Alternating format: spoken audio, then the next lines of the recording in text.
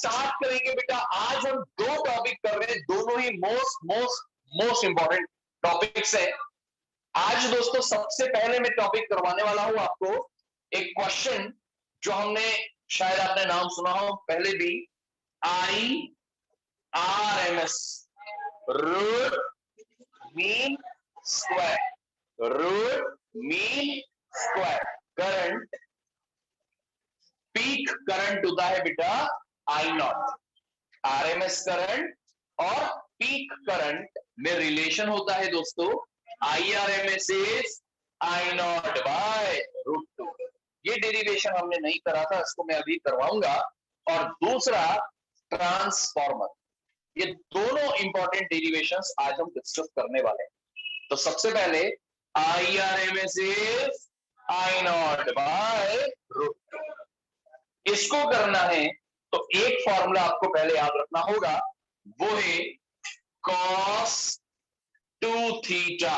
cos 2 theta बेटा, cos 2 theta होता है 1 माइनस 2 साइन स्क्वायर थीटा। कितना होता है 1 माइनस 2? सारे बच्चे अपने रफ कॉपी जहां पे लिख रहे हो वहां पर ये दोनों चीजें लिख दो। अभी के अभी मैं इसको रटवा के, याद करवा के, समझा के ही फ्री करूंगा। तो ध्यान रखना, अपना कॉपीज में जो बोल रहा हूं वो लिखना है फास्ट। पहली बात IRMS I naught by root two. दूसरा cos 2 थीटा होगा 1 माइनस 2 साइन स्क्वायर थीटा। दोनों फॉर्मूले बराबर लिख लें आप। जब बात डेरिवेशन की हो IRMS I naught by root two, तो दोस्तों आपको सबसे पहले तो standard equation I is I naught sine omega d. Current के लिए हम जानते हैं एसी करंट यही होता है। पहली स्टेप जो बता रहा हूं, इसको या तो समझ लो या रट लो, इसके बिना काम होगा ही नहीं बेटा। RMS करंट मतलब होता है रूट में स्क्वायर के करंट का मीन। और फरमाइए, रूट में करंट के स्क्वायर का मीन। अरे रूट में करंट के स्क्वायर का मीन। अब मीन कैसे निकालते हैं सर? बेटा एवरेज करंट याद करो, हमने निकालना सीखा है। एक साइकिल का एवरेज होगा इंटीग्रेशन 0 से t तक I का whole term divided by t। ये तो एवरेज होता है। बट मैं क्या बोल रहा हूं बेटा, रूट मीन स्क्वायर। रूट में स्क्वायर का मीन, तो मीन तो ऐसे निकालते हैं, पर करंट के स्क्वायर का, अरे करंट के स्क्वायर का, तो I की जगह में क्या लिखूंगा, I स्क्वायर। तो करंट के स्क्वायर के मीन का रूट। समझो बात को भाई, मीन निकालना बताया जो जानते ही हो, बस स्क्वायर लगा दिया और पूरे का रूट। तो IRMS मतलब रूट में स्क्वायर का मीन। बस ये स्टेप लिख लो सारे बच्चे, दो बार, एक बार देखकर, एक बार खुद से बिना देखे फटाफट। बेटा जो बोल रहा हूं वो लिखना है, तभी काम चलेगा, बैठे बैठे काम नहीं होगा।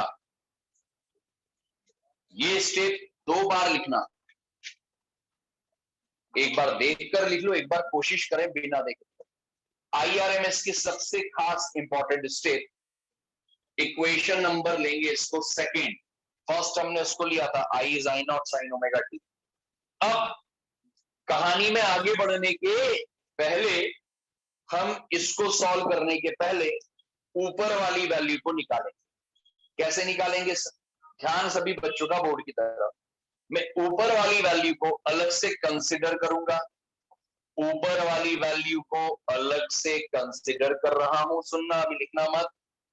0 से t I स्क्वायर dt, मैं I को लिखूंगा आई नॉट साइन ओमेगा टी का होल स्क्वायर।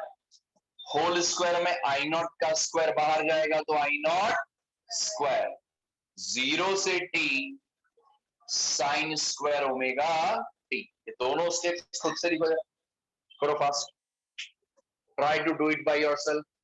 दोनों स्टेप्स समझते चलो, याद करते चलो और लिख के कंफर्म कर दो याद हो।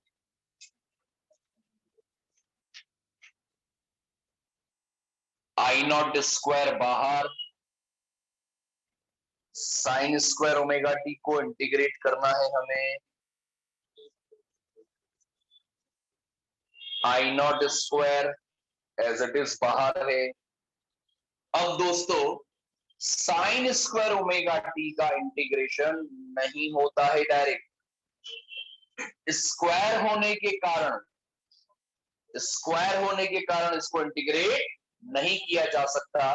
तो आपको बेटा फॉर्मूला अभी अभी मैंने लिखवाया था, cos 2 theta is 1 minus 2 sine square theta, ये लिखवाया था। सोचो, सुनो, अभी कुछ मत लिखो, सुनो बस। cos 2 थीटा था, 1 माइनस 2 साइन स्क्वायर थीटा। सोचो मैं यहां साइन स्क्वायर थीटा की वैल्यू को निकाल लूं तो मुझे इसको उधर लाना होगा और इसको उधर शिफ्ट करना होगा, ठीक है। तो 1 माइनस कॉस,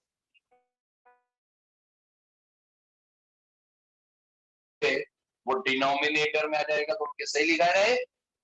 तो बेटा साइन स्क्वायर थीटा अगर यहां से क्रॉस मल्टीप्लाई करो तो 1 माइनस कॉस 2 थीटा बाय 2। ये रीजन हमने पहले लिख लिया कि साइन स्क्वायर थीटा को हम ऐसा लिख सकते हैं। अगर यहां पर ये एक्सपेरिमेंट करूं तो साइन स्क्वायर ओमेगा टी लिखा है, sine square theta 1 minus cos 2 theta by 2 है, तो मैं लिखूंगा 1 माइनस कॉस 2 थीटा की जगह और पूरे के अपॉन में 2। बच्चे बोलते सर ऐसा क्यों करें हम? इसलिए बेटा क्योंकि साइन स्क्वायर का इंटीग्रेशन नहीं हो सकता, इसको इसमें बताओ। ये दो स्टेप्स आपके सामने लिखी हैं, बहुत इत्मीनान से समझ के लिखिए आप fast.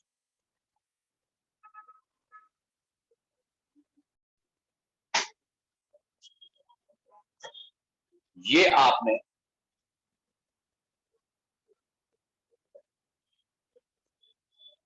Sign square omega t को लिखा 1 minus cos 2 omega T by omega, और साइड में रीजन जरूर लिखिएगा कहां से ये वैल्यू आई।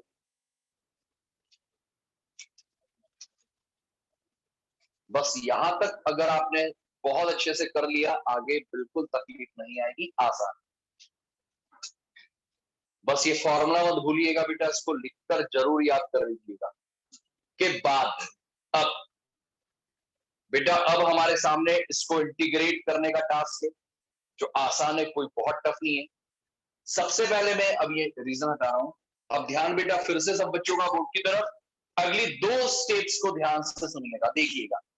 देखिए इसको इंटीग्रेट करना है तो अपॉन वाले 2 को तो पहले बाहर ले लो, तो आई नॉट स्क्वायर के अपॉन में 2, ब्रैकेट में 0 से टी तक, अंदर बचेगा 1 माइनस कॉस 2 ओमेगा टी का इंटीग्रेशन। अब I naught square by 2 as it is, पहले 1 को तो 0 से टी 1 का dt के लिए इंटीग्रेशन, माइनस की जगह माइनस 0 से टी कॉस 2 ओमेगा टी का dt के लिए। तो मैं कोई करिए खुद से फटाफट, नहीं आया देखिए, कोशिश करिए ज्यादा से ज्यादा बिना देखे।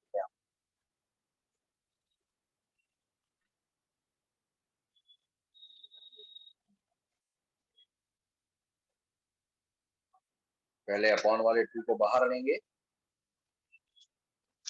और सेपरेट करेंगे।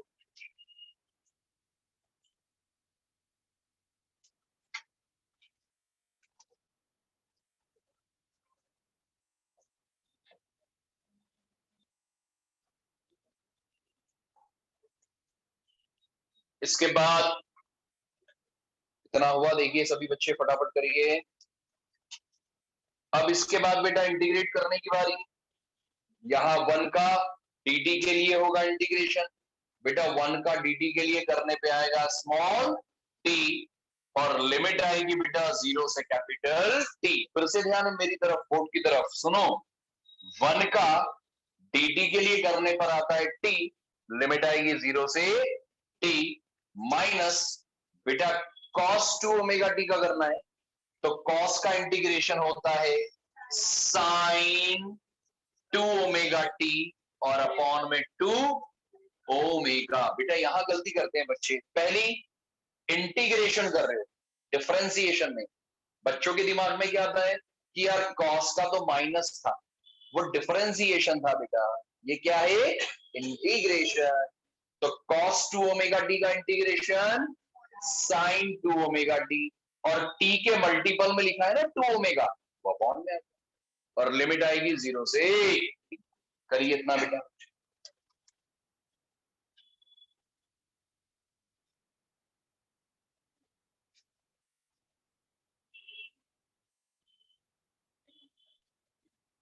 इंटीग्रेशन वाली स्टेप में गलती नहीं करें। इसके बाद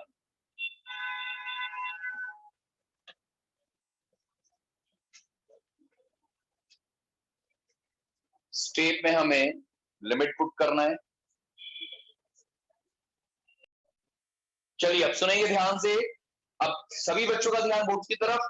अब कुछ स्टेप्स को इत्मीनान से सीखें, समझें, ट्राई खुद से करिएगा बाद में। पहले सुनो, t की जगह upper limit minus lower limit, minus, देखो ऊपर लिखा है साइन 2 ओमेगा, t की जगह upper limit capital T, minus lower limit और अपॉन में 2 omega. I naught square by 2 बेटा कैपिटल T माइनस साइन 2, बेटा ओमेगा होता है 2 pi by T into T minus sine 0 by 2 omega. बेटा T से T कैंसिल होगा, I naught square by 2 T minus बेटा साइन 4 पाई माइनस साइन 0 और upon में 2। करिए इतना फटाफट सभी बच्चे।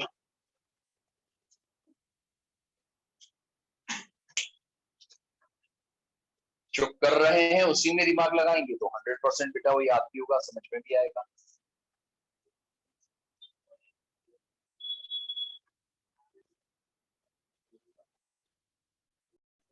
तो भैया सुनो, इतना करने के बाद अभी यहां पर ब्रैकेट जरूर लगा के रखना, क्योंकि बाहर माइनस लिखा है ना बेटा, तो ब्रैकेट जरूर लगाइए वरना साइन में गड़बड़ कर दोगे आप।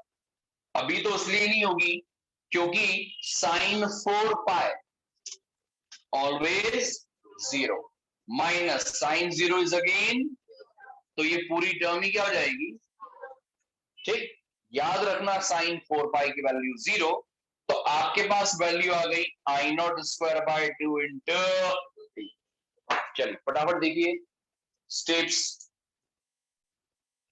बच्चों को ये थोड़ा लेंदी जरूर लगेगा लेकिन इट्स नॉट टफ। अगर आपको इंटीग्रेशन के फंडे क्लियर है, लिमिट प्रॉपर कर देते हैं तो तकलीफ ही नहीं होगी।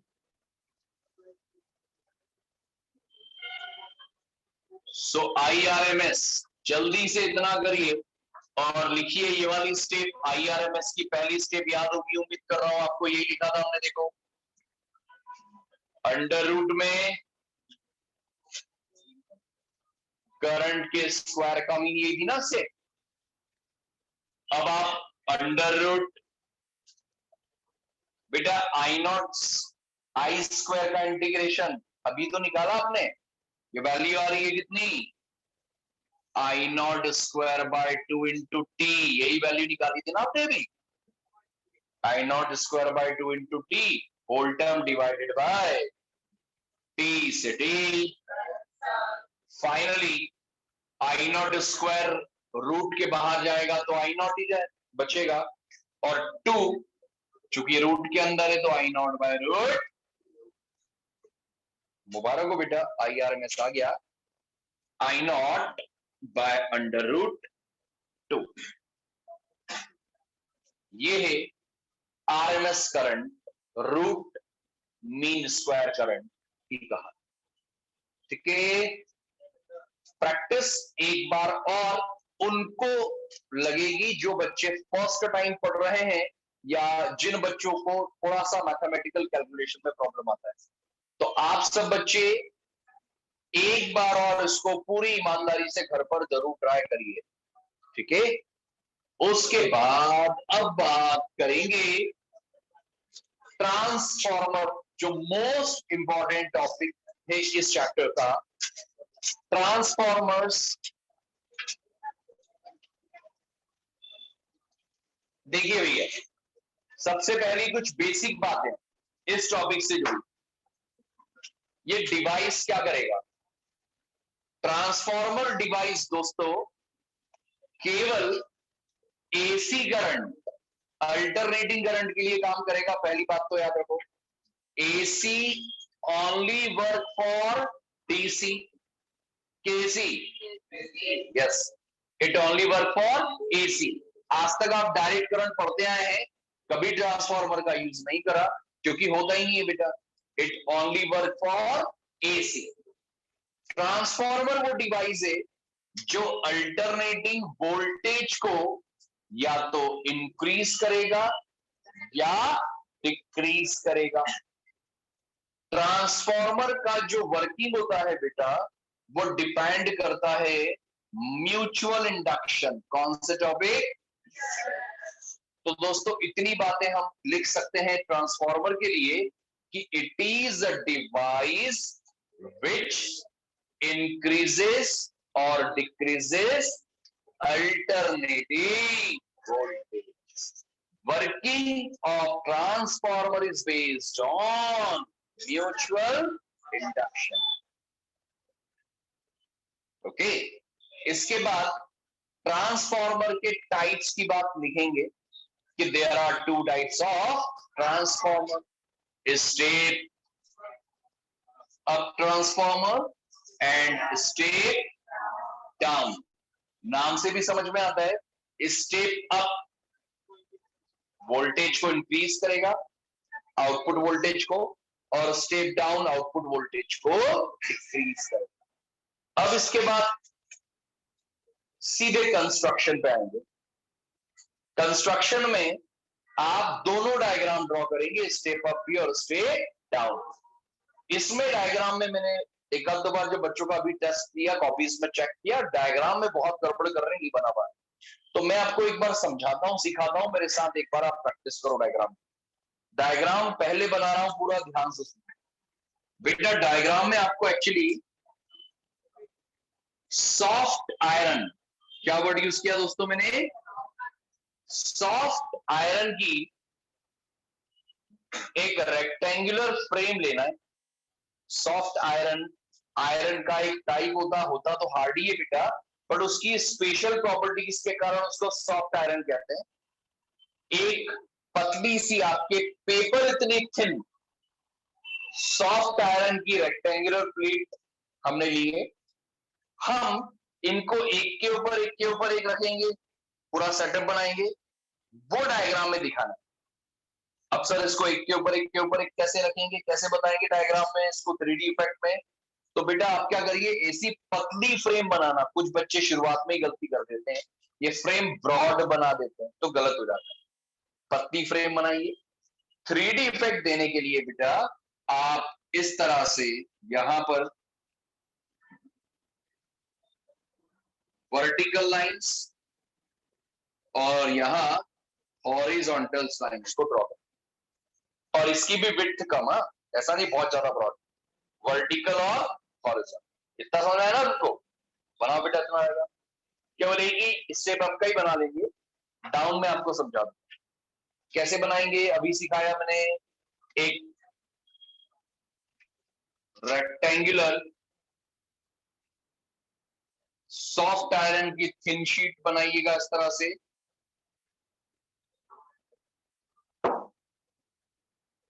सॉफ्ट आयरन की रेक्टेंगुलर थिन शीट बनाइएगा। 3D इफेक्ट कैसे दिया था इस तरह से, अभी आप बिना पेंसिल स्केल के रफ ही बना लो दोस्तों, समय ज्यादा लग जाएगा वरना उसमें। एग्जाम में जरूर फेयर बना लीजिएगा, अभी फिलहाल रफ में प्रैक्टिस कर रहे हैं। इसकी थिकनेस ज्यादा मत रखना जो 3D इफेक्ट देने के लिए आपने बनाया है ना। अब इधर वर्टिकल लाइंस और इधर हॉरिजॉन्टल लाइंस।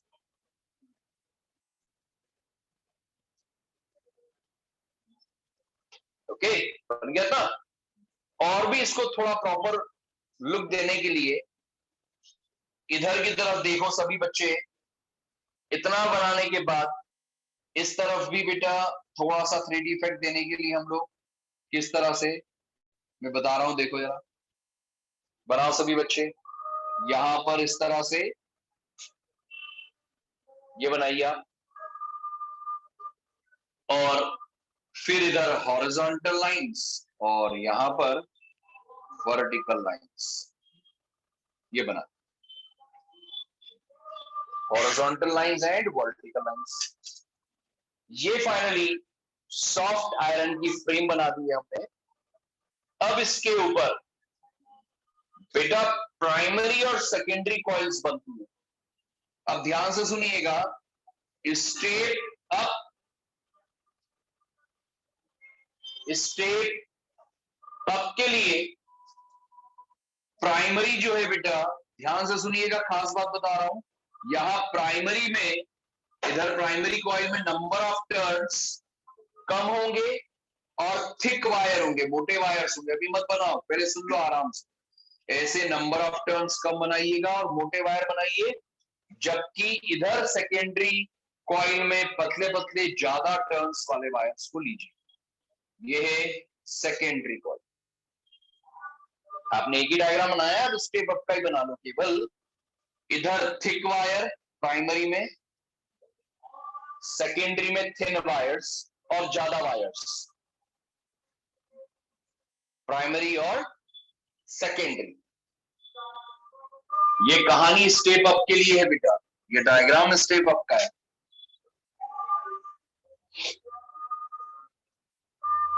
ठीक, इधर होता है इनपुट एसी और उधर मिलता है आउटपुट एसी, इनपुट और उधर आउटपुट।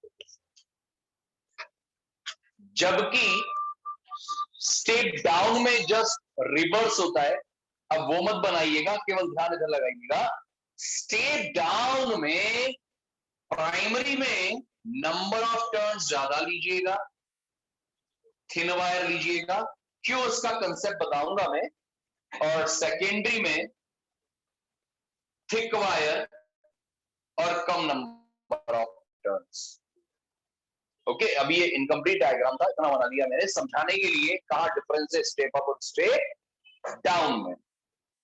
अब ध्यान फिर से बोर्ड की तरफ सभी बच्चों का 100%। ट्रांसफार्मर के कंस्ट्रक्शन के बाद फॉर्मूला डेरिवेशन पे हम आते हैं। ये बहुत अच्छी बात है कि ट्रांसफार्मर केवल थ्योरेटिकल है, इसमें कोई बहुत कॉम्प्लिकेटेड डेरिवेशन नहीं है, केवल एक आध दो स्टेप्स में फॉर्मूलेस दिखेंगे। दोस्तों फॉर्मूला जो यूज करेंगे वो भी आपको बता दूं। इलेक्ट्रोमैग्नेटिक इंडक्शन में इंड्यूस्ड ईएमएफ का फॉर्मूला हमने लिखा था, वो था minus of N d phi by dt, minus of N d phi by dt। और केवल मैं इसका मैग्नीट्यूड लिखूं बेटा, तो वो आ जाएगा माइनस कटकर N d phi by dt। ये इंड्यूस्ड ईएमएफ का फॉर्मूला यूज करना होगा।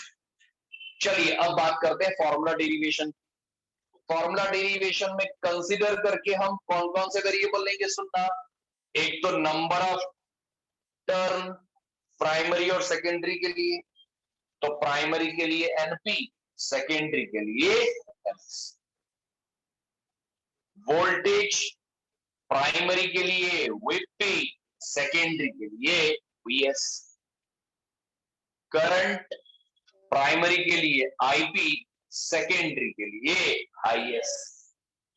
तीन चीजें लिए, number of turns, voltage, current, और प्राइमरी सेकेंडरी के लिए rate of change in magnetic flux, rate of change in magnetic flux, दोनों के लिए हम एक जैसी कॉमन सेम लेते। अब क्या सर, बेटा हम लिखेंगे from Faraday's law we know that mod E is n divided by, अगर कॉइल्स का रेजिस्टेंस कम है, अगर कॉइल्स का रेजिस्टेंस कम है तो इंड्यूस्ड ईएमएफ को वोल्टेज, इंड्यूस्ड ईएमएफ को अप्लाइड वोल्टेज के बराबर लिखेंगे। ऐसा लैंग्वेज में लिखना है कि if resistance is small then mod equals to V।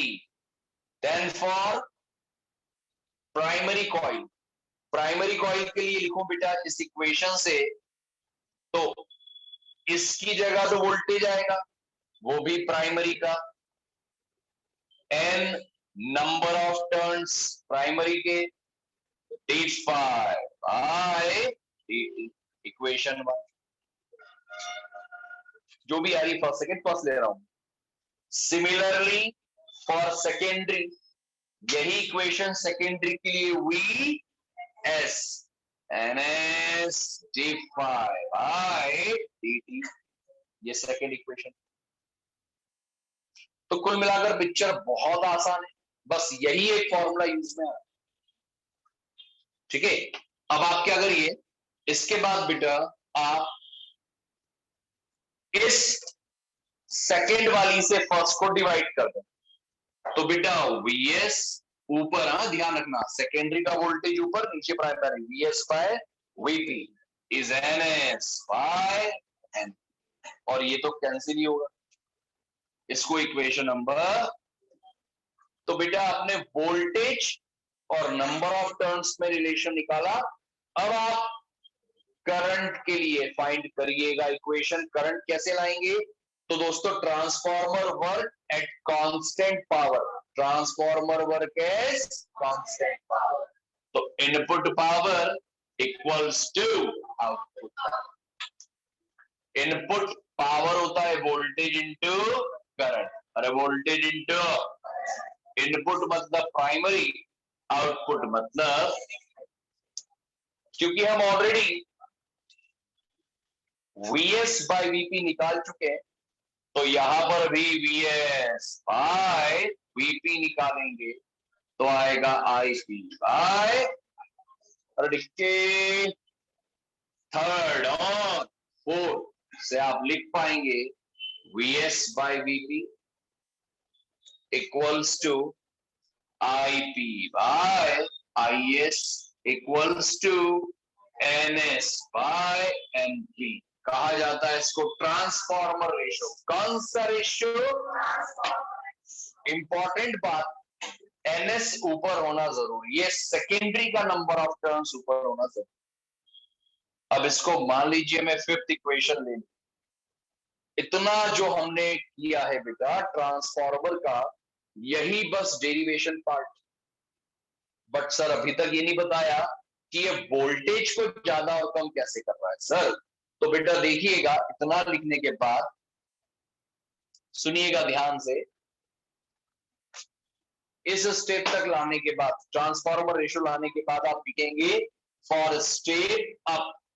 बताइए बेटा स्टेप अप में ये सेकेंडरी जो कॉइल है ना, यहां नंबर ऑफ टर्न्स ns ज्यादा है कि कम, ns ज्यादा है ना बेटा, तो in step up ns is very very greater than np, so from equation 5, देखो फिफ्थ को बेटा, अगर इधर न्यूमरेटर ज्यादा तो इन दोनों में भी न्यूमरेटर्स ज्यादा ही होंगे, तो ns अगर ज्यादा हुआ तो हम कह सकते हैं इक्वेशन 5 से कि Vs is also very very larger than, and Ip is very very greater than. तो क्या मतलब हुआ कि स्टेप अप में नंबर ऑफ टर्न्स ज्यादा, तो सेकेंडरी का वोल्टेज भी, तो बेटा स्टेप अप ट्रांसफार्मर वोल्टेज को बढ़ा देता है। नंबर ऑफ टर्न्स को बढ़ाने से आउटपुट वोल्टेज बढ़ जाता है। लेकिन करंट के लिए देखो, प्राइमरी में ज्यादा, सेकेंडरी में कम। तो स्टेप अप ट्रांसफार्मर वोल्टेज को बढ़ाएगा लेकिन आउटपुट करंट को कम करेगा। इसीलिए नोटिस करो मैंने पतले वायर दिए थे यहां पर। पतले वायर क्यों सर? क्योंकि करंट कम है तो पतले वायर ही ले लो। सर यहां मोटे वायर क्यों लिए सर? क्योंकि यहां करंट ज्यादा, पतले वायर लोगे टूट जाए। अरे डिक्के, ये स्टेप अप के लिए। और जस्ट उल्टा स्टेप डाउन। सर उल्टा मतलब कैसे? बेटा यहां स्टेप डाउन में NS very very less than NP, तो ऊपर वाली वैल्यू कम, तो यहां पर भी ऊपर वाली वैल्यू कम। तो Vs is very very smaller than Vp and Ip is again very very smaller than। तो स्टेप डाउन में नंबर ऑफ टर्न्स कम, तो सेकेंडरी का वोल्टेज भी कम और करंट ज्यादा। अरे सेकेंडरी में देखो ना, आउटपुट यहां मिल रहा है ना, तो सेकेंडरी के नंबर ऑफ टर्न्स कम तो वोल्टेज भी कम लेकिन करंट। ठीक है, ये ट्रांसफॉर्म